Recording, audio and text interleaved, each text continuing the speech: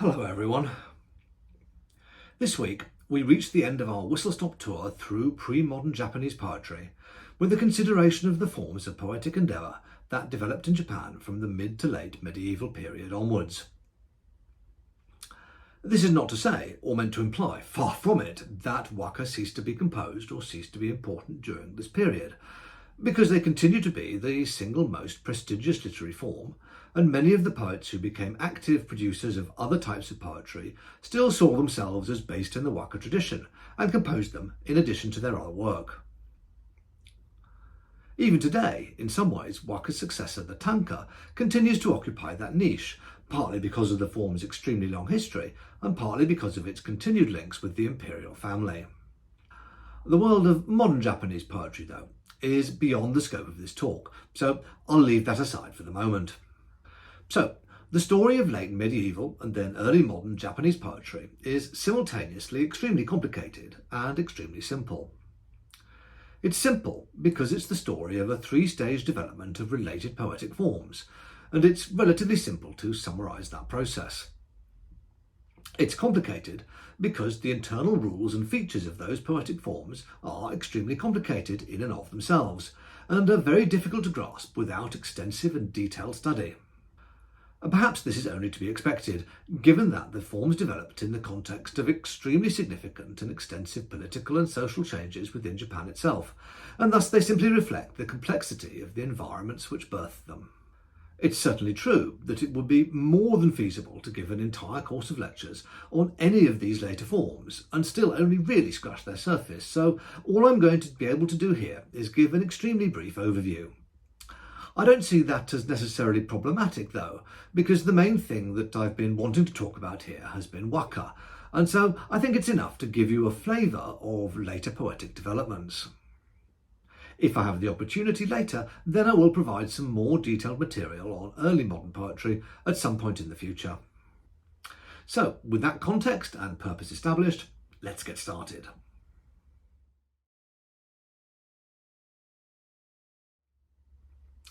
If you remember, last week I talked about how the court poets of the Nijo, Kyogoku and Reizei grew increasingly impoverished as the Kamakura period wore on, so much so that they may have even resorted to forging taker documents and selling them.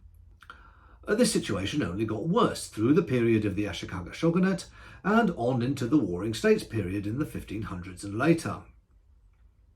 In fact, things got so bad that Emperor Go-Kashiwabara was famously reduced to selling samples of his own calligraphy in order to support the imperial household. Poverty, of course, is relative, and this doesn't mean that the remnants of the court nobility were in significant danger of starving on the street, but it did mean that they needed to find additional sources of income to maintain any sort of lifestyle. One of the few aspects of their lives which some of the nobility were able to monetize, to use a very 21st century term, was poetry, through acting as tutors in composition or composing poems to order for samurai lords.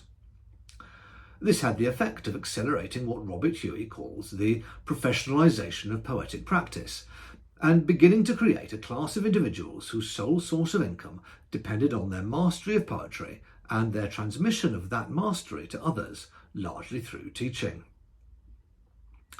Early in the period I'm talking about, say the 1300s, these semi-professional and then increasingly professional poets were drawn from the lower ranks of the court nobility.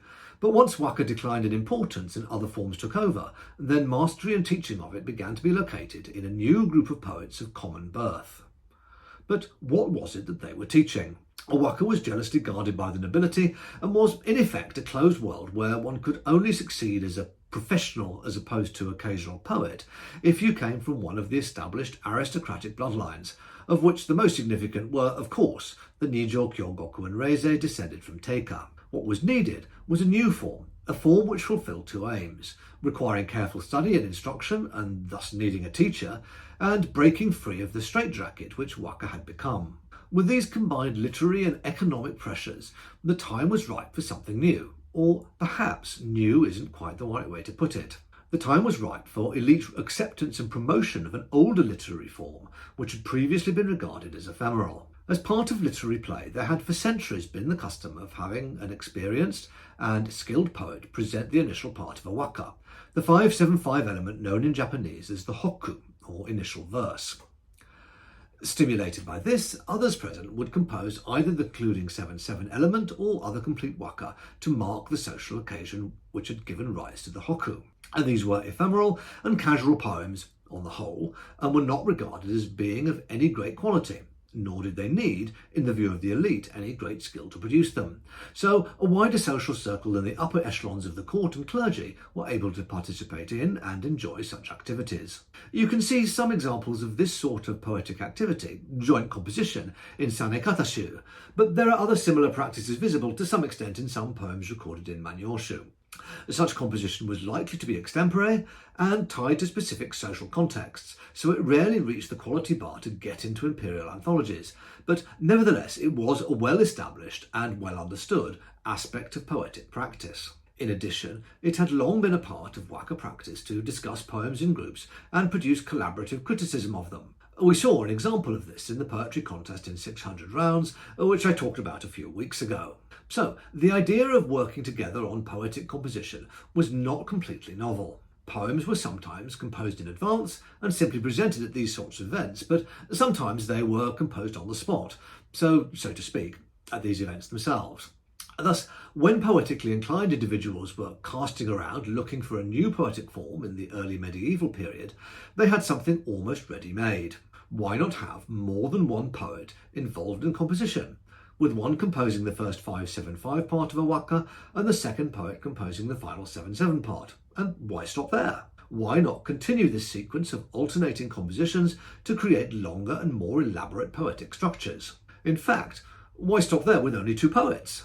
Why not have more poets involved to create poems reflecting the views and styles of more than just two individuals? This was the birth of what eventually came to be called linked verse, or renga, and in fact it was a Nijo poet, Nijo Yoshimoto, who took the first steps to make renga an accepted poetic form by lending the authority of his lineage to it when he compiled and published the first renga anthology, Tsukubashu, Tsukuba Collection, around 1356.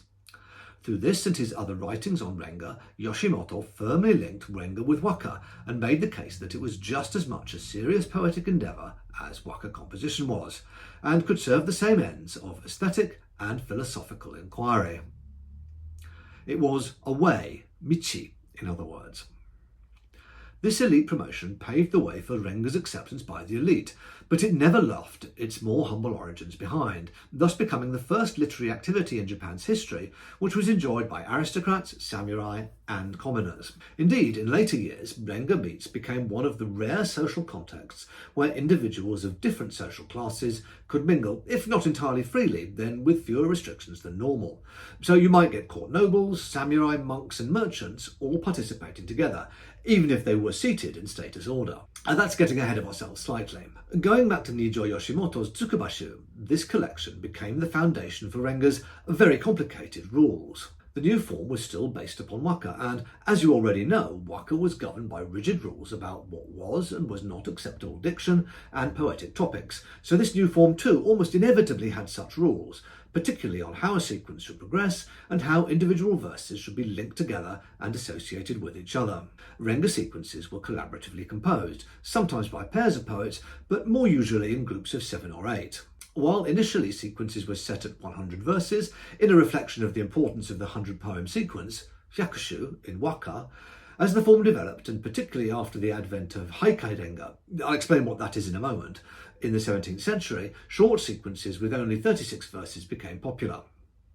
It was also possible, though, to have sequences of 44 verses, 50 verses, or even 1,000 verses. As the form became more mature, the rules were elaborated to define how topics should be sequenced, which diction could be used and in what order, and so forth.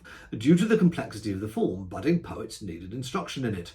Some say that it takes at least 20 years of study to become proficient in renga, and due to the fact that it was a group activity, this provided a ready-made source of numbers of pupils for renga masters, and made it easier for them to make a living as professional poetry instructors. Eventually, however, Pure renga's insistence on only using vocabulary and topics from Waka itself became a straitjacket, particularly after Japan was unified under the rule of the Tokugawa shogunate in the early 1600s. The samurai ceased to be warriors and became administrators, and a class of wealthy urban commoners developed in major metropolitan centres like Edo, Tokyo and Osaka. This significantly broadened the base of individuals who wanted and could afford cultural stimulation and pursuits. And if poetry was going to take advantage of this, then it needed to adapt to enable such people to participate. Because the diction and topics of court waka were now too remote from these people's everyday lives for them to be suitably entertaining and stimulating. Renga diction had become, by that point, part of a graphylect, as H. Mac Horton says, a national written language remote from everyday speech, and what Renga poets spoke when reciting their poems was an artificially oralised form of written language capable of returning its users for a few hours to an idealised and stable classical world. The result of this separation of renga from the majority of individuals' everyday lives and expressions was the development of a new form of linked verse called haikai renga and eventually just haikai.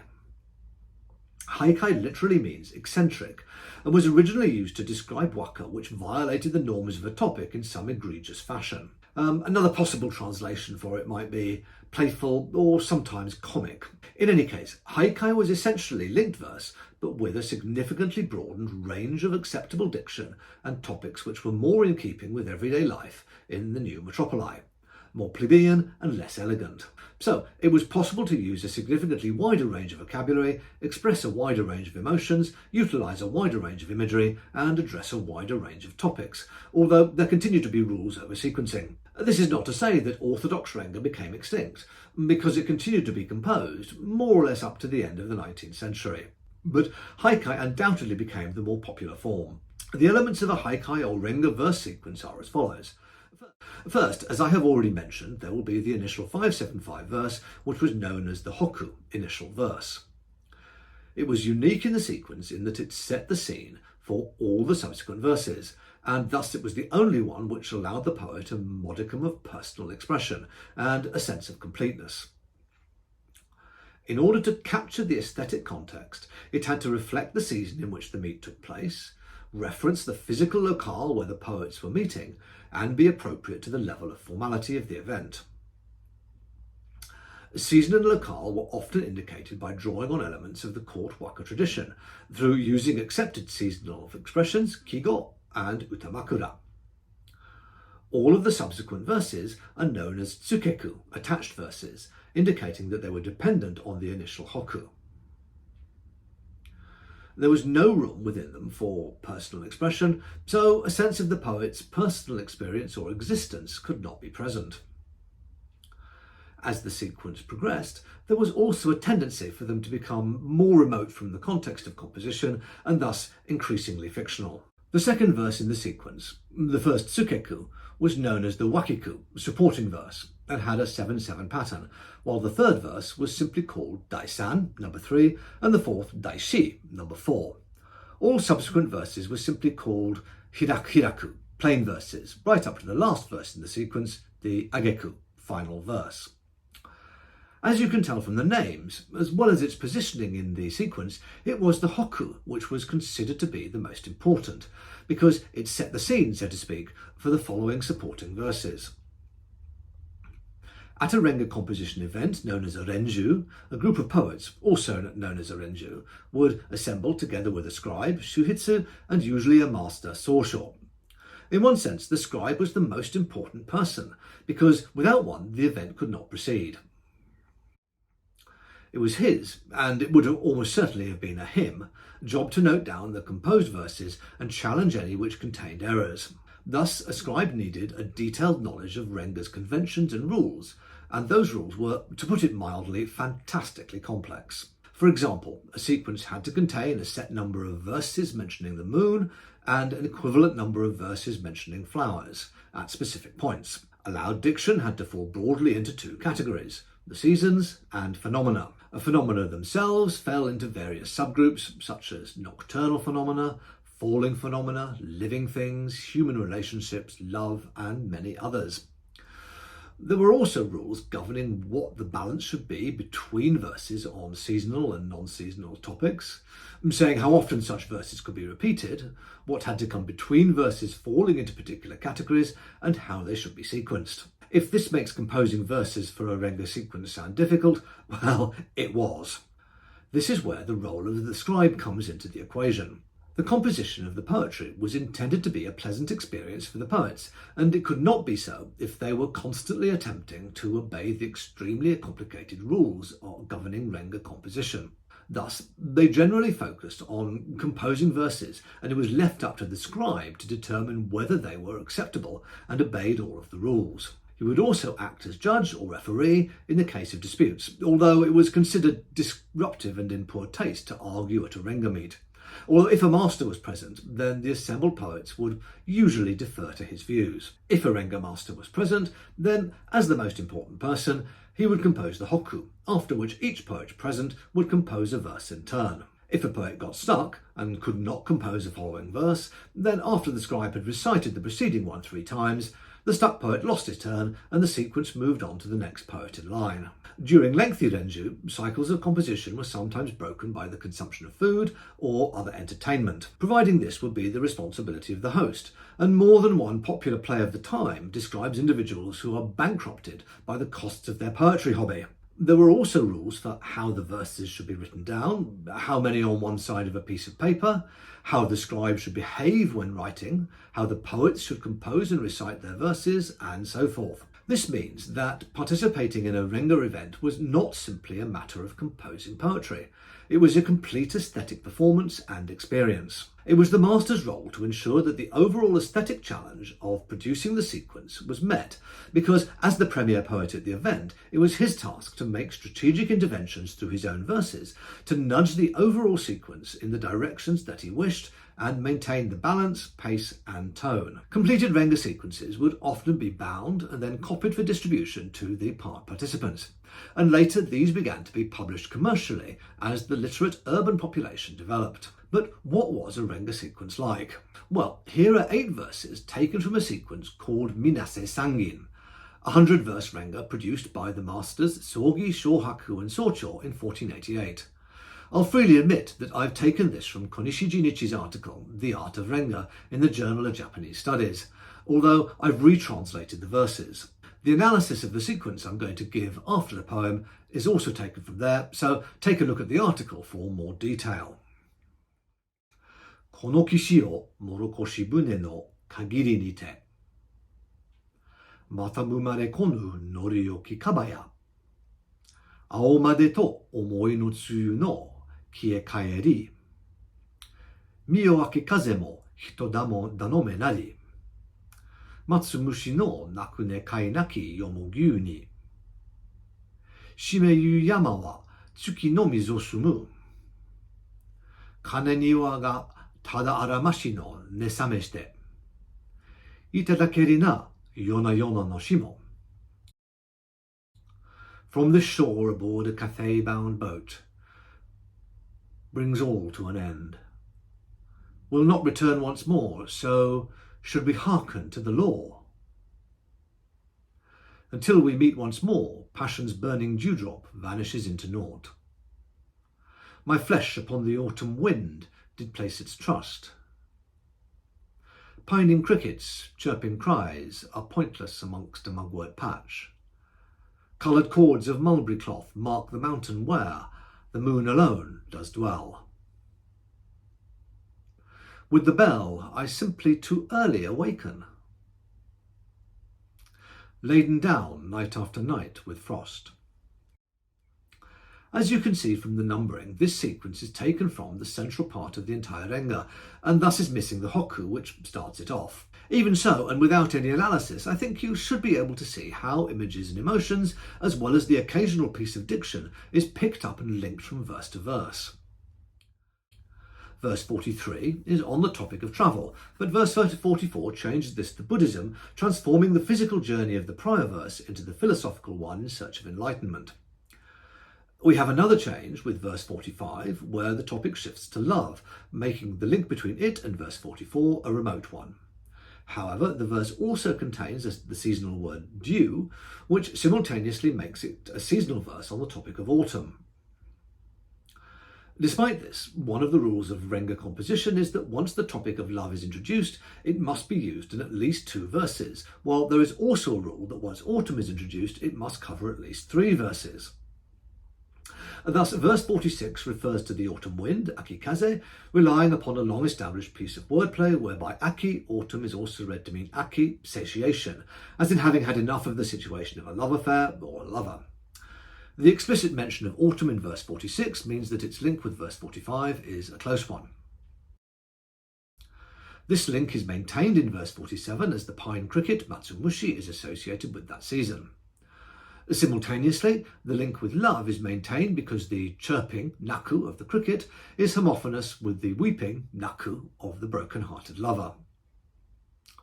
Situating the lover within a mugwort patch, yomogyu, is a semi-concealed literary reference, as yomogyu is the title of one of the chapters of the Tale of Genji, and also evokes the imagery of that particular work.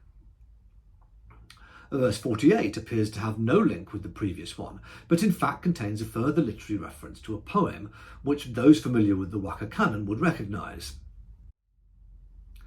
The poem is Shimeokite imaya tomou akiyama no yomogyu ga moto ni matsumushi no naku. 'Tis there I'll rest and wonder if now is the time, upon a mountain autumn, beneath a mugwort patch, pining the cricket's cry. The way in which the diction and sentiments of Shunzei's poem are picked up and utilised should be obvious, I think. This means that the 2 verses, 47 and 48, are considered to be closely linked as a result of the literary reference.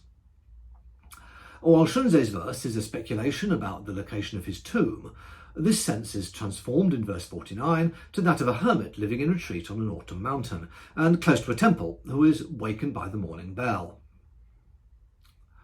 Formally, this verse is considered to be on the topic of reminiscence, because the poet's unspoken thoughts on waking are understood to be of the past. This topic is continued in verse 50, where the frost is understood to be the poet's hair turning white as a result of age, and thus the passage of time results in him feeling increasing regrets about the past. This has been a very brief analysis of a very short section from a renga sequence, but I hope it's sufficient to demonstrate the intricate complexities of how they were put together and what poets needed to take into account in order to produce acceptable work.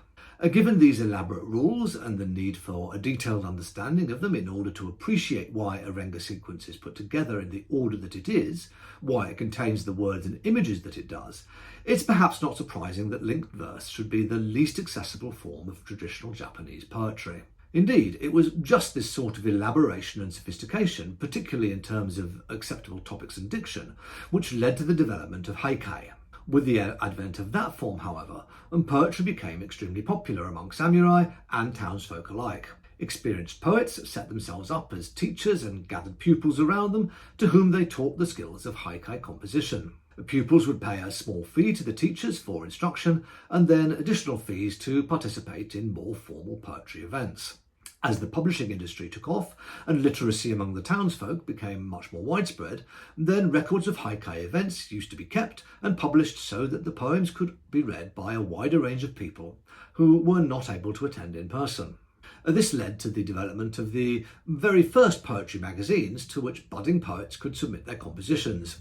In turn, the publishers of such magazines would pay established haiku masters to act as judges of the quality of submissions and pay them fees for doing so. Some even ran competitions with cash prizes for the poems which came out on top. Amateur poets would pay to enter such competitions, and so this was an additional income stream for poetry masters and publishers alike. Such was the popularity of haiku in the new urban population that well-known masters could even travel around the country, visiting regional poetry circles and participating in events there, for which they were also paid. All this was not to say that there might not also be literary motivations for such journeys, as we shall see shortly. Over time, as the publication of haiku became more widespread, publications began to focus simply on the hokku and ignore the wakiku, both because the former were considered to be more important and significant, and also because they tended to be composed by the most experienced poets, who would be given the honour of starting a sequence off. This, as I'm sure you have already guessed, was the origin of the verse form which is now known as haiku.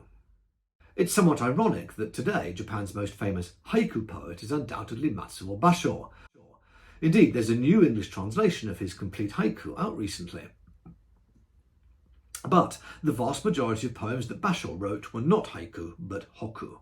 That is, they were written to be part of haikai sequences, and thus, in some sense, anticipate that there will be a following 7-7 tsukeku to follow them. And thus, by reading them as individual standalone poems, brilliant though they are, we are not really seeing and appreciating them as they were originally intended to be. What I mean by that is that they should be seen as the launching point for an extended poetic discussion, although as hokku they are verses which are complete in and of themselves, which is why they can be read in isolation. Unfortunately, today we have little choice but to read them that way, because generally the sequences in which they featured, although they may have been written down and recorded at the time, have not survived. Because no one was interested in reading the efforts of less distinguished poets to respond to the brilliance of Basho and the other masters. It's also true, however, that because it was the hokku which set the scene for the contemporaneous composition at a linked verse event, it was the only verse which could be prepared in advance, and it often was. In fact, a further source of income for renga and haikai masters was the commissioned hokku. For example, if a group of provincial renga enthusiasts heard that a master was passing by, they might beg him to provide a hokku which they could use at their next session, because it was a rare opportunity to have the scene set for them by an expert. Masters would thus often simply compose hokku in isolation as the launching points for renga sequences, which never actually took place, or in which they did not participate themselves. And they still wanted to benefit from the effort which they had put into such compositions, however, so it was not unusual for collected hokku to be published as works in their own right. It was such collected individual hokku which laid the foundations for haiku in the 20th century, and which are read as the separate poems of masters like Basho. And Basho himself travelled extensively as a poet, and often recorded his travels in prose and poetry. The most famous of such works is Oku no Hosomichi. It was published posthumously, variously translated as The Narrow Road to the Deep North or The Narrow Road to the Interior. This is the account of a journey Basho took in 1689 to visit famous Utamakura in northern Japan, mentioned by the famous Waka poet Saigyo. Through retracing the steps of his literary idol, Basho intended to reinvigorate his own poetic practice. As such a famous haikai master, he was frequently inveigled upon to compose hokku for the meets of provincial poetry enthusiasts, and many of these are recorded in the text of the work, although now they are read as individual poems, and somewhat even rewritten by Basho later to make them fit the literary context of his text better. The work remains Basho's best known, and is regarded as one of the classics of early modern Japanese literary writing. Like all classics, however, its influence and adaptation goes far beyond its origins. Just as a few years ago we had the immortal Pride and Prejudice and Zombies film, based on an earlier book, which I'm sure needs no further explanation, back in 1989 TV Tokyo aired a series called Onmitsu Oku no Hosomichi, Spies on the Narrow Road to the Interior. This built upon an enduring legend that Basho, because he originally came from Iga, which was home to one of the most famous ninja clans, was in fact himself a master spy who used his travels as cover to observe the shogunate's enemies. In the TV series, Basho and his disciple Sora, seen here on the left of the picture, travel while being simultaneously shadowed and guarded by three ninja, Rokurota, Otomaru and Ocho in the centre and on the right, who often come into town ahead of their wards and discover something nefarious going on, which needs to be sorted out by a nifty bit of swordplay and or assassination. They often receive hints about what's going on, left in mysterious notes at local shrines, and the series leaves it vague as to whether it's Basho himself who is leaving them. Every episode, though, also contains several of Basho's hokku and information about the Utamakura he's visiting, so it has an educational purpose as well as being entertaining. Just a few months ago, another Japanese TV station broadcast Oku no Hosomichi Meikyu Kiko, an account of a journey through the labyrinth of the narrow road to the interior, where a police detective is participating in a haiku meet in commemoration of Oku no Hosomichi when a murder takes place at a nearby hotel, and a crucial clue turns out to be that the victim has written one of Basho's hokku down in her diary. So, as you can see, hokku or haiku in modern Japan has gone far beyond its literary origins. And I think that's a good place to stop. I hope this brief talk has given you a sense of how Waka laid the foundations for what came after it, and how it was used by the poets, both professional and amateur of later ages, for both entertainment and enlightenment. If you have any questions, as ever, don't hesitate to ask. See you soon.